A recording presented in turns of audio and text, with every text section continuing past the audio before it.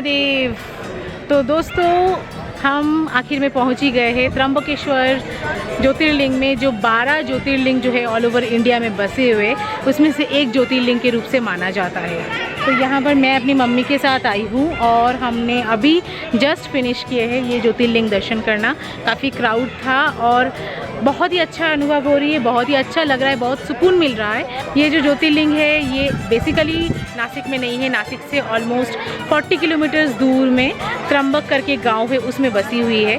और इस ज्योतिर्लिंग की कुछ खास बात है, तो चलिए आज मैं शुरू करने वाली हूँ इस ज्योतिर्लिंग के बारे में आप लोगों को बताना, ताकि जब आप यहाँ पर आओ तो आपको कोई भी परेशानी ना हो और आप बड़े अच्छे से ज्योतिर्लिंग का दर्शन कर पाओ। और किस तरह से आप आओगे, कैसे आओगे, क्योंकि बहुत लोगों का ये कॉन्सेप्ट है कि ये ज्योतिर्लिंग बेसिकली नासिक में है, जो कि गलत है। ये ज्योतिर्लिंग नासिक से ऑलमोस्ट 40 किलोमीटर्स दूरी में है। और ये मेरे पीछे मंदिर है।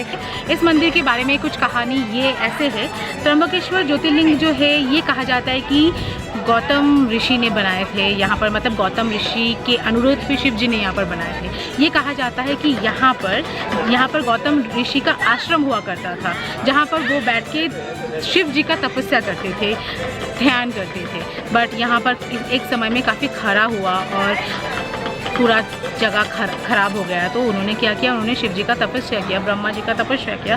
तो उन्होंने बोला कि आप वरुण देव का, अगर आप यहाँ पर वरुण देव को पूजा करोगे तो वरुण देव आके आपको आशीर्वाद देंगे। तो वैसे ही उन्होंने किया, उन्होंने वरुण देव का पूजा किया। वरुण देव ने आए, उनको वरदान किए कि यहीं पर इसी जगह पे ही बारिश होना स्टार्ट हो जाएगी।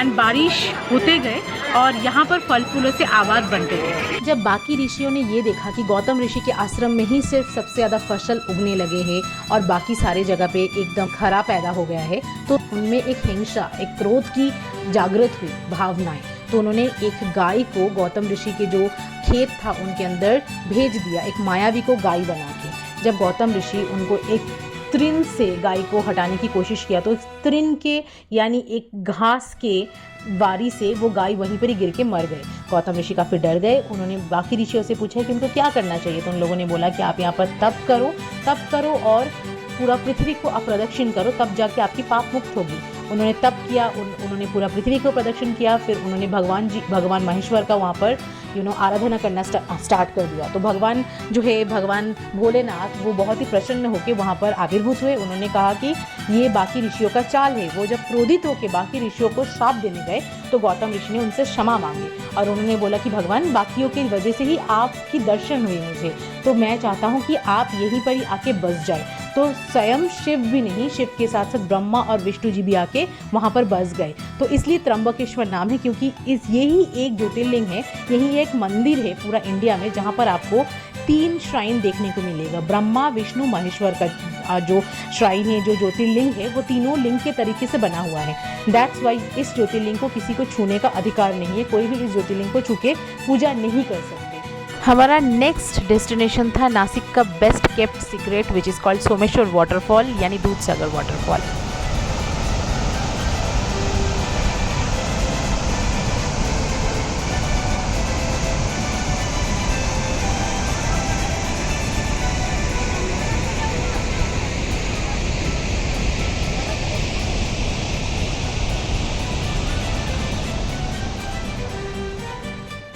इसके पास ही एक बालाजी मंदिर है और सोमेश्वर शिव मंदिर भी है, जो कि आप आराम से दर्शन कर सकते हैं। वैसे बहुत मुश्किल है खाने पीने का, क्योंकि यहाँ पर लेट ओपन होता है सारी शॉप। तो हमें अभी एक दिखा हर्षवर्धन हॉस्पिटलिटी करके, हम इधर जा रहे हैं, देखते क्या मिलता है खाना। तो त्र्यंबकेश्वर में पूजा देने के बाद अभी हम लोग आए हैं कड़ी लीव्स भवन करके, एक ऑथेंटिक साउथ इंडियन है कुजिन वहाँ पर। बिकॉज हम लोग त्र्यंबकेश्वर गए थे, Trimbakeshwar is like outskirt of Nashik, काफ़ी दूर में है। तो उसके बाद रास्ते में आया था Someshwar waterfall, which is beautiful waterfall. अभी जैसे बारिश की सीज़न भी नहीं है तो सूखा है थोड़ा सा, but it is indeed a beautiful waterfall, must recommend, you should visit. आज पास में एक छोटा सा बालाजी का मंदिर थे, वो भी हमने दर्शन करके अभी हम लोग नासिक जा रहे हैं। ऑन द वे पे ऐसा आपको, मतलब अगर आपके बहुत सारे फूड प्रेफरेंस है डिफरेंट टाइप का, तो आपको नहीं मिलेगा। बिकॉज जैसे मम्मी है मेरे साथ, तो उनको पराठा खाना था।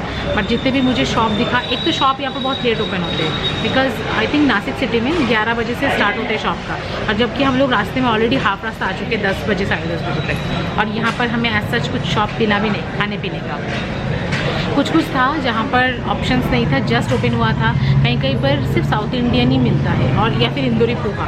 तो if you are like someone who has lot of preferences, like मुझे पराठा खाना है और something like that, bread toast खाना है, तो वो नहीं मिलेगा। हमने काफ़ी ढूंढा, नहीं मिला।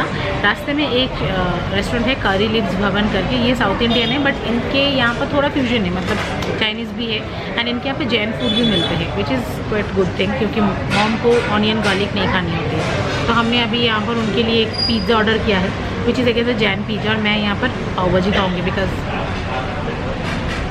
महाराष्ट्र का पाव भाजी तो ही बनता है ना। त्र्यंबकेश्वर और सोमेश्वर के बाद हमारा जो नेक्स्ट डेस्टिनेशन था विच इज़ कॉल्ड पांडवलिनी केव्स, जो थोड़ा सा हाइक में है, और दीज केव्स आर ब्यूटीफुल। सो चलो let's explore the पांडवलिनी caves.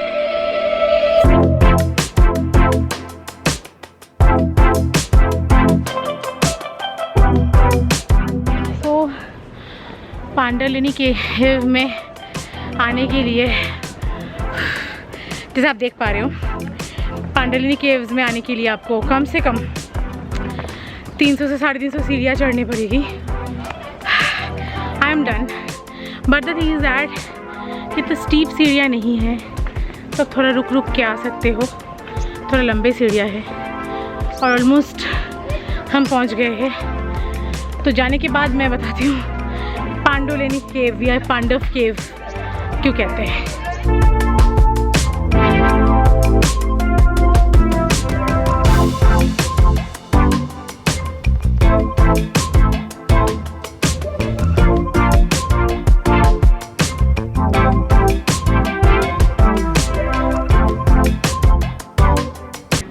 Caves जो है ये टोटल 24 केव्स है, और यहाँ का लोगों का ये मिसकॉन्सेप्शन है कि ये जो केव है ये पांडव ने बनाया है, यानी इस जितने भी केव्स है यहाँ पर ये महाभारत से कनेक्टेड है।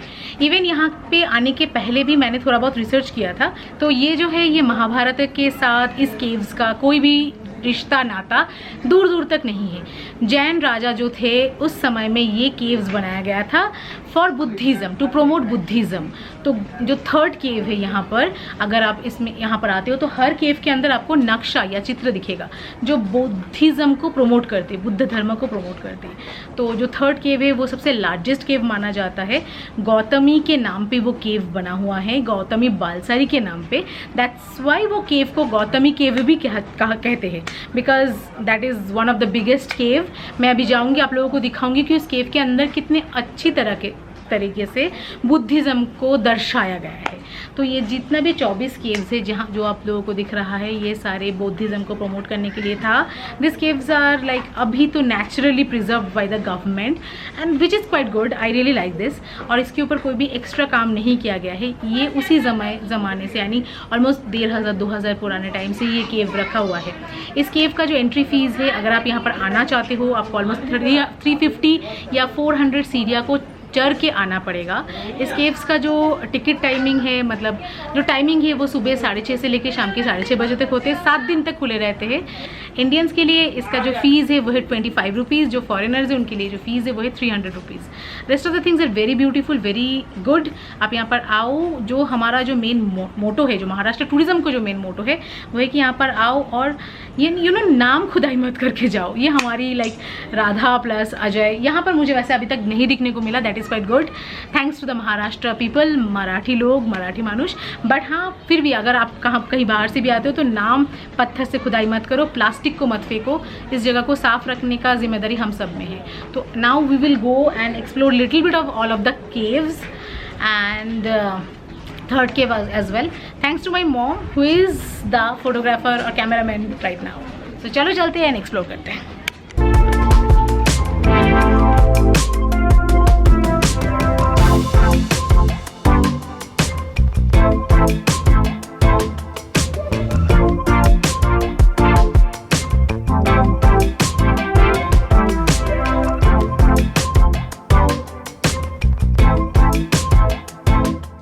ले लेती हूँ मैं, ऐसे तो मैंने देखा नहीं उस साइड में, दिल्ली साइड में। आई थिंक हमारे ऐसे देखो, ये दीदी जो है यहाँ पर भुट्टा भून रहे हैं और look at her machine. Delhi side में ये मुझे नहीं दिखे, इवन हिमाचल में भी नहीं दिखी मुझे।